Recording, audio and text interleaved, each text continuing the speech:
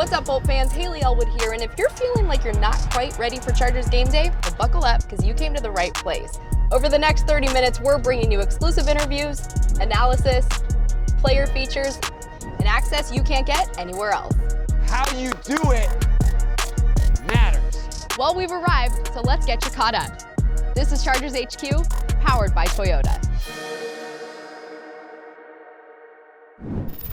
Week 10 is upon us, and the Los Angeles Chargers are coming off a victory over the Philadelphia Eagles. Now, one key component in that win was the play of the Chargers' offensive line, as Justin Herbert was never sacked. Retooling the O-line was a huge focal point of the Bolts heading into 2021, so here's the behind-the-scenes story as to how and why they added key pieces in the first installment of this week's All In, powered by Bud Light.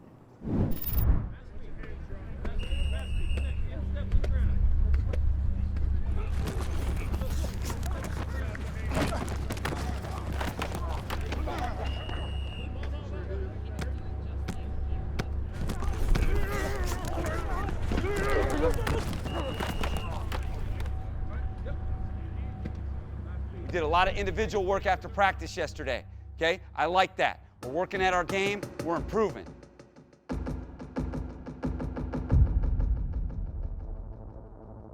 We have to run the ball in the red zone against this team. So O-line, if you knew that that's how they're gonna assess us, what do we have to do? We have to run the ball to score. We have to run the ball to score touchdowns in the red zone. So in the red zone, we got to turn up our physicality. We have to have a bunch of different ways to run the ball to score touchdowns. All right? You guys got that? Score touchdowns by running the ball. Play of the drive.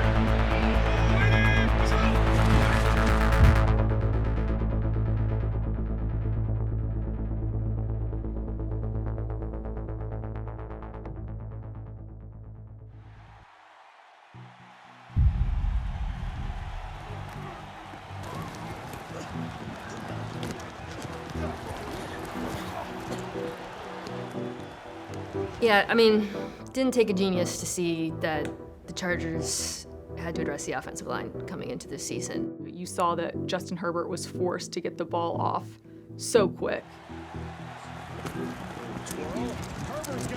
He was the best quarterback in the league under pressure, but you'd like to see him not under pressure. You know, I always believe that you build a team in the trenches, offensive line, defensive line, and really be a balanced group of being able to throw it and run it. Everything that's done on offense has to go through your offensive line. You can have the best quarterback, the best running backs, the best receivers, best tight end, whatever it may be. If your line isn't there to be the cornerstone of your offense, it tends to be a problem for everybody. As we finished last year, went into this year, 3 of our starting 5, their contracts were expiring. And we have a fourth player that we had traded for that we ended up releasing. So, it's not always the most comfortable feeling to go into an offseason where you have 4 starting spots you have to get competition for. But sometimes that's the best way to go. It really puts a sense of urgency and focus on, hey, look, we're going to get this done. It was a major project this offseason, both time and money investment in the offensive line. Just because we felt like that was an area we think we can make bigger gains right now with improvement. And credit to our pro scouting staff, Ed McGuire, our coaching staff. We put a plan together and really nailed the plan. Yeah, making that huge splash, bringing in Corey Linsley at center, the star center of this free agency. There's a reason why the Chargers wanted him. There's a reason why they wanted him out there to help Justin Herbert. Overall, I mean, the impression that I got from coaches, Tom, everybody, it seemed like a first-class organization, and I heard nothing but good things. I want to be, the best player I can be, and that's really, I had a conversation with Coach Staley. He's like, all we're expecting you to be is yourself and what we've seen on film, and that really stuck with me, and so that was comforting, yeah, for sure. The center is just so key for the offensive line for a lot of reasons. One being the leadership of that position. After the quarterback, you need a big-time center to win a Super Bowl. But just, how much they mean to the run game, how much they mean for pass protection, it's just a key spot. But with Corey, what was really helpful, and one of the reasons why we went after him so hard, Number one, he's coming out of an offense in Green Bay that was very similar to what we're going to do here, even by terminology. And in the NFL free agency, it's just so much different than baseball, because scheme fits means so much more in football than baseball. So in baseball, I can take a third baseman from one team, put him on another team, and he's probably going to have about the same production. In football, you can take a left guard from one team, put him on another, and it could be completely different. Ode Ibushi, Matt Filer. Filer, one of the best guard/tackle guys. Nicknamed the Anchor. Exactly. You have a nickname. Yeah, it's called the Anchor. Where did that come from? It started back in Pittsburgh. It was during the preseason, and it was just, I don't know, the older guys in the room were in awe, I guess, about how I could kind of set down on a bull rush and stop the surge from that. He's played consistent football, and he's really had to earn everything he's had, coming from Bloomsburg University, and, he's earned his way up the ladder to where he is now. I know he may not be a big name to many people. He was a big name to our pro scouting staff, because this is all they do. They watch film every day, all day long. But, those are the guys that help you win games. Welcome inside the Cleveland, Ohio-based draft hall. You're Brandon Staley. You're the new head coach. You want to protect your young franchise quarterback. When we were looking at this draft class, there was a pretty clear top tier of tackles with two guys, Penei Sewell and Rashawn Slater, and there were a lot of teams that needed a starting left tackle. They don't have a left tackle right now, Rich. Rashawn Slater, to me, is the best left tackle in the draft. I like him even better than Penei Sewell. He's still there. I did not think this would happen.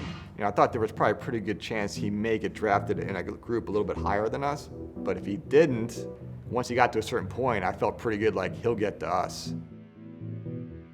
The Los Angeles Chargers pick is in. To have such an obvious need and then have the best player available fall to them in the draft, that's perfect, and it doesn't often happen. Oh man, I wish I could relive that night.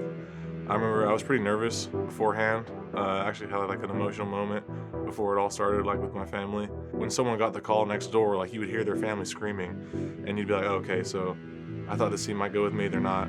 And so it was kind of like that over and over again, but finally, I remember my phone started ringing and it just popped up and said Chargers. It was amazing. I knew immediately too. Rashawn. With the 13th pick in the 2021 NFL Draft, the Los Angeles Chargers select Rashawn Slater Jr. Congratulations, man. Coming up, we take a look at how the Chargers' offensive line came up big in the win over the Cleveland Browns, and later, we see how the Bolts overcame some midseason adversity. This segment of Chargers HQ was powered by Toyota.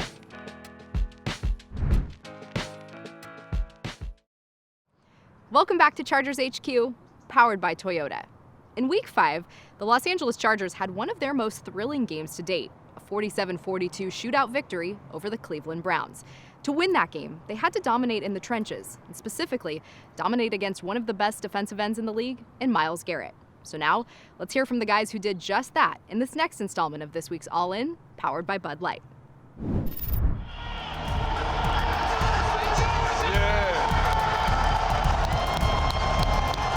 That's Rashawn up top.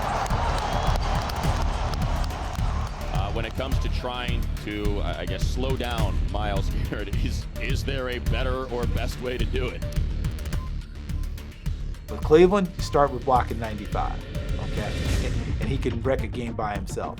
I say Myles is, obviously an elite player because he's able to win in so many different ways. He's huge, first of all, but he's also really quick, has one of the best get-offs I've seen, covers a ton of ground, and so he's always a threat to the edge. The strip sack, the turnover again. But also he can plant his foot and go inside in the blink of an eye. Like, he's freaky the way, if you've ever seen him do it, it almost looks like he's teleporting. He's going to get hit. He's going down. They got him. A sack. There he is. Myles Garrett does it again. And at the same time, obviously he has a ton of power. Cousins pressured. Garrett got back there, put his pressure on that pocket. Sacked on the play. Garrett got him. And so you're literally setting to stop.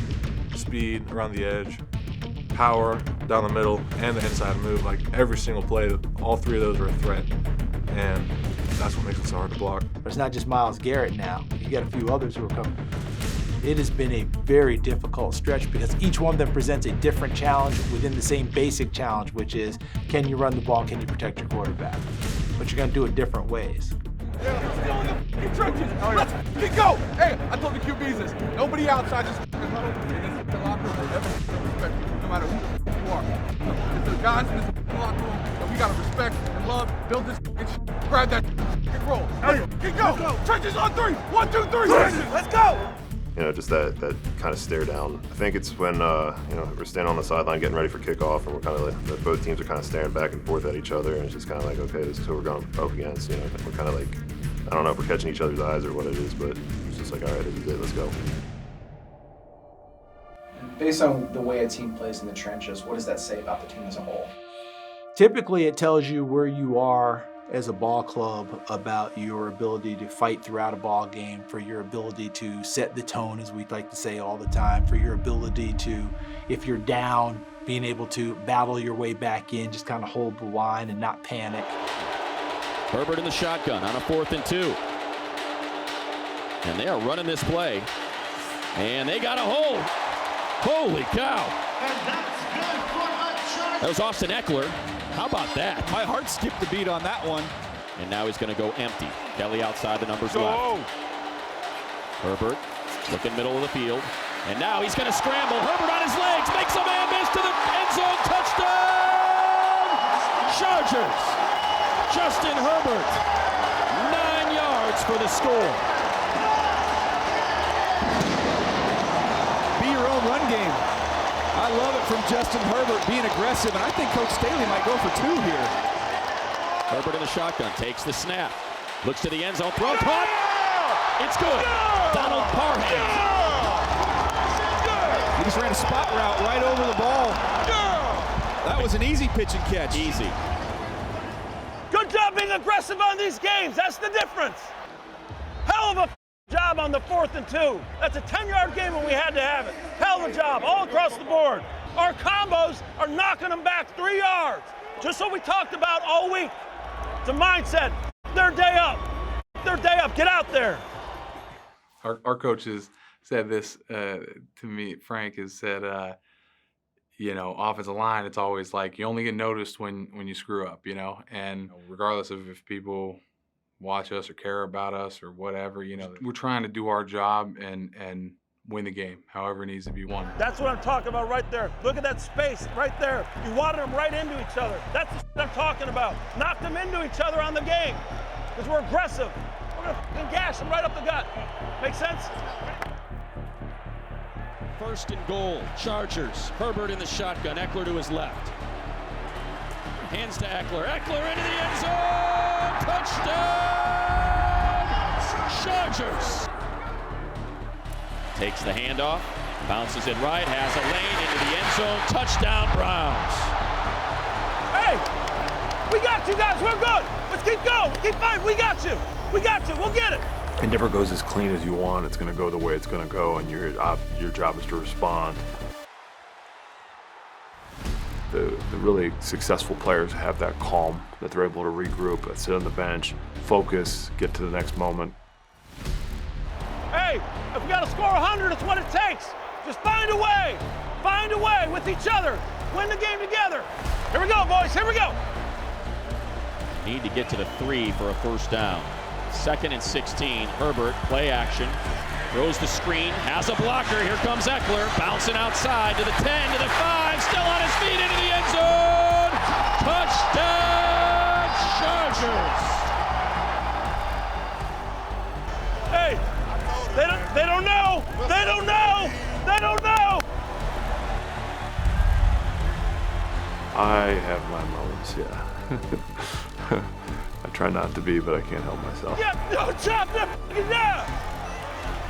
You fucking kidding me? All fucking day. That's when you put the dagger in the heart. Right there, baby. Let them score. We'll fucking score again. A game like that is like, well, all of them, I think it's really to ignore the scoreboard, ignore the past, the future, stay in the present, stay in the moment. You have to really rely on each other.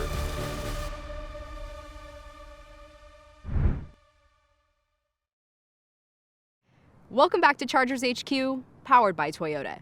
It's obvious that teams will face adversity during a given season, but how they respond will show you the true character of the squad. So now, let's see how the Bolts did just that in the final installment of this week's All In, powered by Bud Light. Like everything, it's such a long season from the beginning when you report in July to the end of the regular season to hopefully making your push into the playoffs. What we want to do here is we want to play our best football at the end. Not at the beginning, not in the middle, but at the end, all right? And so when you're trying to build something, right, you want everyone to know what's happening. I always look back to my college head coach used to always talk about the program was a house, and how do you build a structure that's going to last? You have to build a foundation that's strong. It really has been a complete team win by a football team against a really good opponent that came in here at 4-1 and red hot. You think about building a strong foundation. How does adversity help you do that? Well, it shows you who's committed to the long haul, who's committed to a process-driven program as opposed to who just want results. You're always trying to be better than you were the last day. Talked about after practice, okay? This is more important than anything, all right, is what we're looking like after practice, okay? This is what I'm talking about, right, after practice that I'm looking for, that we're looking for as coaches, that our owner's looking for, all right? That everybody that's important to you is looking for, is you working at your game after practice, because that's where it is. The next week's the next week. The next week's the next challenge. Okay, on offense, if they're gonna decide to play us man-to-man, we gotta kill man-to-man. We can't just beat man-to-man. You gotta kill man-to-man if that's what they decide to do. I don't know how much man-to-man they're gonna play. If I were him, I don't know if that would be my strategy. Okay, and I'm gonna talk a lot about that as the week goes on. I don't know if that would be my strategy to play man-to-man. You offensive guys have seen that they play 2 deep zone and they play 3 deep zone, not pattern match. Do they? Zone, meaning they're allowing you to run through zones. We have to run the ball in the red zone against this team. So O-line, if you knew that, that's how they're gonna assess us, what do we have to do? Have to run the ball to score. We have to run the ball to score touchdowns in the red zone. The good coaches really understand the psychology of their guys. What a lot of offensive line coaches tell their offensive linemen is, hey, down on the goal line, if you score first, then the guy with the ball scores, we're okay. Meaning, you take your guy and you push him back into the end zone. You cross that goal line first. That's what they want to do. Play the drive. Shake and bake move doesn't work for Eckler. New England's defense holds up, although once again, the extra effort. Oh my goodness! Touchdown! Russ Grimm, the Hall of Famer, said it best. It is really difficult to move a person from point A to point B against their will. And that's what offensive line play is all about.